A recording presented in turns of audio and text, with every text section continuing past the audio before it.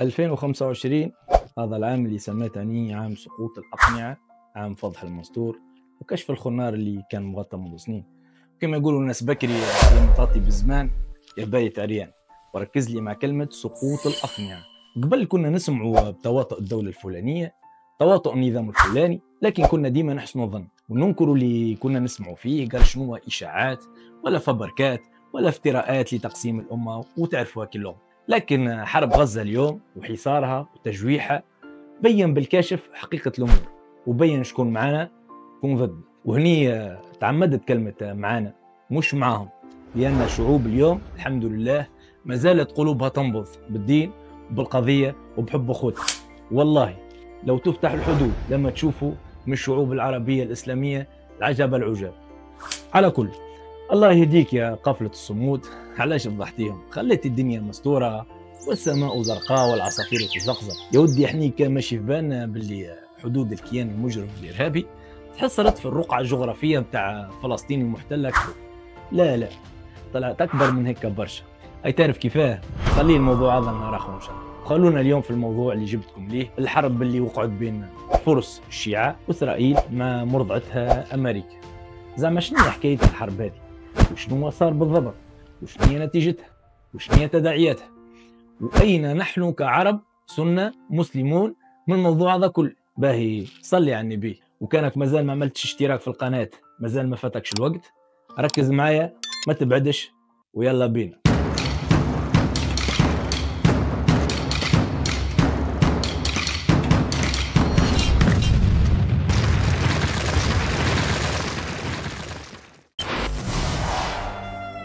ألا ليت شعري هل أبيتن ليلة بوادي الغضا أزج القلاص النواجي، فليت الغضا لم يقطع الركب عرضه، وليت الغضا ماشى الركاب ليالي. لقد كان في أهل الغضا لو دان الغضا مزار، ولو كان الغضا ليس داني، فيا زيد علمني بمن يسكن الغضا، وإن لم يكن يا زيد إلا أمانية. أحب الغضا والدم فحبا كأنما إزاذ الغضا والدم في أهلي ومالي. السلام عليكم ورحمة الله متابعينا الكرام، إن شاء الله تكونوا بالف خير وين ما كنتم. عدوان على غزة، أطفال تقصف عمدا، شيوخ نساء، ولا حياة لمن تنادي من العرب. قال رسول الله صلى الله عليه وسلم: مثل المؤمنين في توادهم وتراحمهم وتعاطفهم مثل الجسد الواحد إذا اشتكى منه عضو تداعى له سائر الجسد بالسهر والحمى. وما شاء الله لك السهر واكي الحمى شيء تقشعر منه الأبدان، خاصة في بلاد المسلمين اللي تعد اليوم بوصلة التوحيد ومنارة الدين. تصوروا يا إخواني، أهلنا في غزة يموتوا وتتقصف في ديارهم وتتقطع أطفالهم إلى عدة أشلاء صغيرة في بلاد الحرمين، الرقص، المعاصي والحفلات وموسم الرياض إلى غير ذلك، جايبين مغنيين عالميين وعوري.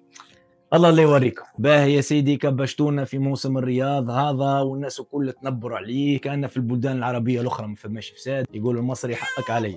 باهي اسمعني مليح يا أخي، أمريكا اليوم مش هي الحاضنة والكفيلة متاع إسرائيل؟ أليست الصواريخ التي تضرب أهلنا في القطاع هي من صنع أمريكي بحت؟ أليس هذا البعبع الصهيوني اليوم قد تجبر تحت الرعاية الأمريكية وعلنا؟ كيفاش تطبق حديث الرسول متاع الجسد الواحد وانت تستثمر معاه في تريليونات الدولارات؟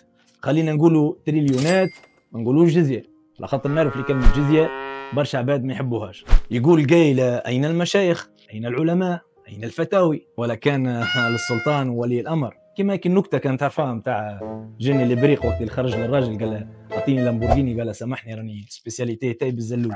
وقيل العلماء متاعنا اليوم مع الأسف الشديد، أو خلينا نقولوا معظمهم، اختصاصهم فتاوي للسلاطين ولولاة الأمور. فقط 26 جوان 2019 أعلن دونالد ترامب على صفقة القرن، اللي حسب زعمه طبعا هي خطة سلام تهدف إلى حل النزاع الإسرائيلي الفلسطيني، وتشمل الخطة إنشاء صندوق استثمار عالمي لدعم الاقتصاد الفلسطيني والدول العربية المجاورة بلا بلا بلا بلا بلا. يا ودي تعرفوا شنو الكلام اللي كنتوا تسمعوا فيه هذا تو ما تصدقوش، وكله كذب ولغة سياسية مضروبة بالسفود. صفقة القرن ببساطة هي القدس تولي عاصمة المغضوب عليه، لا أكثر لا أقل. استنى. هيئة كبار العلماء تحركت، درست الموضوع، وخرت، قدمت، زمجرت، ورجعت بفتوى قال لك لعبة البيلوت حرام محرم. لعبة البيلوت هي الكارطة، قال لك إذا كان لعب البيلوت يؤثر على المطالب المهمة للشخص ويسبب مشاحنات وعراك وغضب وخبط الأوراق فهذا يعد مكروه ومحرم. إن لله وإنا إليه راجعون. المهم يا سيدي هذا مش موضوعنا، وحسبنا الله ونعم الوكيل في كل ما خذلنا. وكما قلت في إحدى التغريدات على الفيسبوك، أهل السنة اليوم هم اللي في غزة، أما البقية فأهل ألسنة فقط. منذ أيام قليلة فرجنا الناس الكل على الصراع اللي قام بين إيران الشيعة الخمينية من جهة والمغضوب عليهم برعاية أمهم وكفيلتهم أمريكا من جهة أخرى، وتهز العالم وهبط وتكلمت الإذاعات وحللت المحللين وانقسمت الآراء بين مؤيدين الإيران ومشككين في الحرب أصلا. بالنسبة لي وطبعا هذا يقعد رأي شخصي باش نقوله، واللي مش عاجبه كما نقولوا بالتونسي راسا والحل. ضربة إيران للكيان المحتل وتحطيمها الأكثر من ثلث تل أبيب والرعب اللي قذفاته عبر صواريخها في وسط الكيان اللقيط اش خلاهم دخلوا لجحورهم كيف إيران، هذا كان من أروع ما شاهدت في حياتي. طبعا الإعلام الإسرائيلي قام بحجب العديد والعديد من المشاهد، وتم منع العديد من الصحفيين زادا من تصوير كل الأماكن اللي تحطمت. فلقد فعلوا كما فعل فرعون حين قال الله عز وجل في محكم التنزيل: قال فرعون لا أريكم إلا ما أراه ولا أهديكم إلا سبيل الرشاد. أول مرة في تاريخ الكيان الحقير هذا يقع استهدافه وضربة في تل أبيب. يا ودي هذا شيعة، هذا يسموا في المؤمنين، هذا كفار، هذا روافض. يا عم ربيع برا شد الظل الله يرحم والديك، ظهر لي فيك تعباتك شويه سخانه، شاد لي عندك ساعه تعود لي في نفس الجمله الله يبارك لك، برا ارتاح. يا ودي هذا شيعة، هذا يسموا في المؤمنين، هذا يسموا في زوجات الرسول. يا عمي ربيع شكون قال لك عكس هذا؟ واش مدخلنا فيهم الشيعة اصلا؟ عارفينهم على ضلاله واللي يسبوا في الصحابه عليهم من الله ما يستحقون، وراني ما جيتش لما في صورتهم، عقيدتهم فاسده وقتلوا خوتنا في سوريا والعراق لكن مش موضوعنا اليوم، برا ارتاح الله يرحم والديك. ما فهمتش علاش ديما نسيبوا لب القضيه ونبقوا في القشره نلكلكوا ونحكوا ونجتروا ونعاودوا نمضغوا. ما أنا قلنا اللهم اضرب الظالمين بالظالمين واخرجنا منها سالمين، لكن الحق يقال: شيعة، فرس، روس، ان شاء الله حتى بوذيين واللي يعبدوا في البقر. يا خويا هام دكوا الكيان واخترقوا القبه الحديديه اللي صدعونا ريوسنا بان ومقلاع داوود وترشنوها، بان اليوم بالكشف انه تم تحطيمها. صدام حسين ربي يرحمه ضرب عام 91 ب 39 صاروخ سكود، معظمها تم اعتراضها او ضرب بعيد عن المناطق السكنيه، وعدد القتلى تراوح بين 20 و 30 شخص. على كل حال يعطيه الصحه، شكون من العرب بتجرأ في الوقت هكا انه يعمل كيفه؟ بالعكس بعد ما بعث 39 صاروخ تحدى العرب بكل انهم يتموا الصاروخ عدد 40، لكن لا حياة لمن تنادي. باهي اليوم ايران الفرس ضربت الصهاينة في قواعدها العسكرية واستهدفت أجهزتها المتطورة وطيحت الآف 35. نعاود الآف 35 على أساس أنها الطيارة التي لا تقهر. وقع زاد تدمير معهد أيزمان اللي هو أحد أهم المعاهد العلمية في الشرق الأوسط، وعملت اللي ما قدتش تعمل الجيوش العربية كلها بوحدتها في 48 في 56 في 67 وفي 73. هذا شيعة، هذا كلاب، هذا يسبوا في المؤمنين. لا حول ولا قوة إلا بالله. برا ارتاح يا مربيع، برا ارقد تنوضك نكمل، برا ارقد. ايه سلام. استغفر الله العظيم. هكذا نحن العرب: التسرع في الحكم، النظرة الضيقة، التفكير العشوائي الذي لا يمد للتحليل العقلي السوي بصلة، من تشبث كان في التفاصيل، في توافه الأمور، في المسائل التي لا تغني ولا تسمن من جوع. نحن لا نمجد سبابة الصحابة وتبا لهم، ويمشوا في 60 نيلة كما يقولوا المصاروا، لكن علاش اليوم ما نحكوش على المنظومة متاع الصواريخ الفرد صوتية اللي صنعاها بينما نحن نيام؟ لا سامحني ماناش كل نيام، عارف لكون فما نوعية متاع عرب اليوم قاعدة تحشي في الأنعام وفي الجمال والخرفان بالأرز والكبسة والمناسف. إيران اليوم ضربت بمنظومة صاروخية صنعتها في عهد الخميني. تعرف شو معناها في عهد الخميني؟ يعني الصواريخ بالنسبة لهم قديمة. هم طبقوا قول الله: وأعدوا لهم ما استطعتم من قوة ومن رباط الخيل. وما يهمنيش في عقيدتهم فاسدة منحرفة ضالة أمورهم. حني كعرب سنة ماذا أعددنا في عوض باش ناخذ الموضوع من الجانب الاستراتيجي التكتيكي، من الجانب النافع المشرق اللي هو أولا الكيان اللقيط هذا ليس قويا ولا يهزم كما يزعم. اثنين، بإمكاننا الصنع والابتكار والمضي قدما في البحوث العلمية وتطوير منظوماتنا الحربية العسكرية كما عملت إيران. ثلاثة، الكيان هذا طلع صغير وضئيل مش كما روج الروحة وكما احنا توقعناه. يعني لو تكاتفت الجهود العربية الإسلامية اليوم والله سندكه دكا. خلونا نشوف الأمور بعقلانية سيبونا بربي من الخصامات. شخصيا اليوم الدولة تعبد البقر.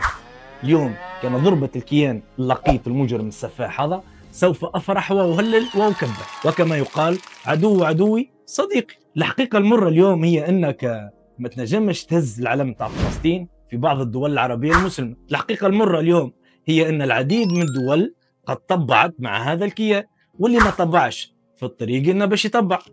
الحقيقة المرة اليوم هي أن مجرد قافلة رمزية، اسمع بالباهي، رمزية، أرادت رمزيا كسر الحصار على أهلنا الذين يموتون جوعا كل يوم، وقع صدها وإرجاعها على أعقابها. منين؟ من معبر رفح؟ لا. من مصر؟ لا. وقع إرجاعها من ليبيا، ليبيا الشرقية بالتحديد بقيادة حفتر.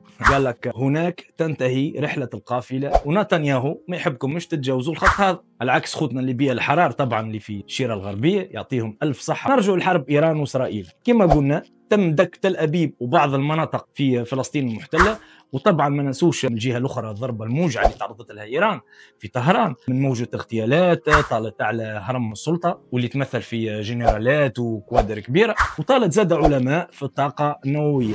شفنا زاد ضربة المنشآت والمفاعلات النووية اللي استهدفتها أمريكا. العمليات هذه استعملت فيها آخر طراز من طائرات الشبح متاعهم بي 21 القادرة على تنفيذ ضربات نووية دون أن تنكشف للرادارات. وتبين لاحقا أن الضربات هذه استهدفت موقع فوردو ونتنز وصفهان. كانت ضربات قوية لكن جلدية. إيش معناها جلدية؟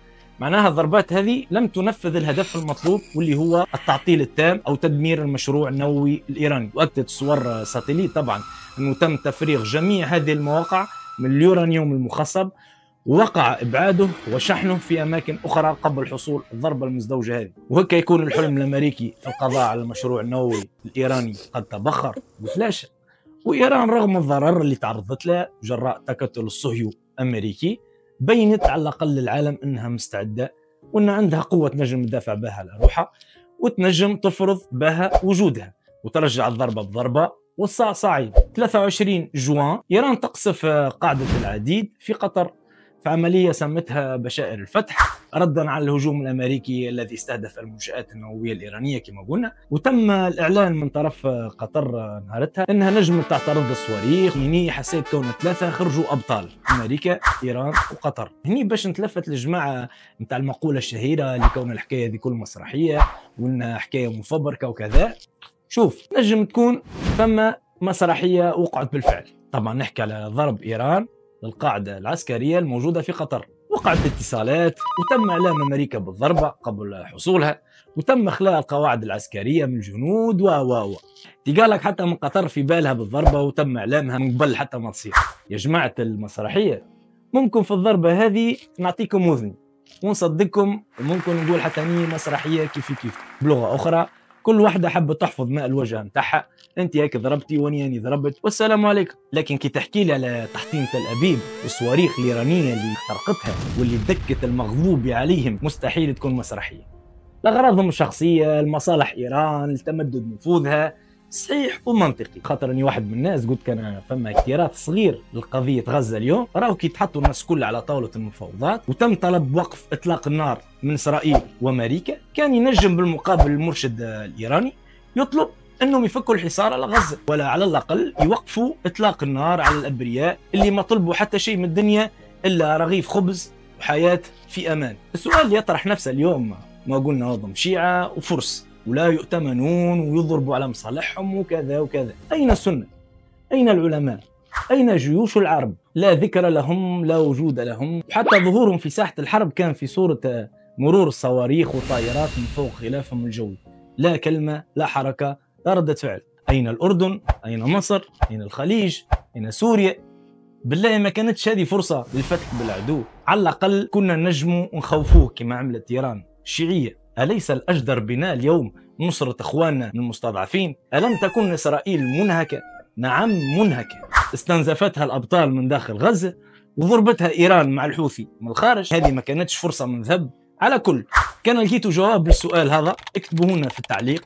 وحقا نسيت ما قلت لكمش على المنبر هذا في قناة علي تي في، لسنا مشايخ دين ولسنا محللين سياسيين، نحن أبسط مما تظن، فقط استعملنا في تفكيرنا عقولنا بدلا من أحذيتنا. ما تنسوش خوضكم من صالح دعائكم، ما رضاء الله إلا برضاء الوالدين. والسلام عليكم ورحمة الله وبركاته.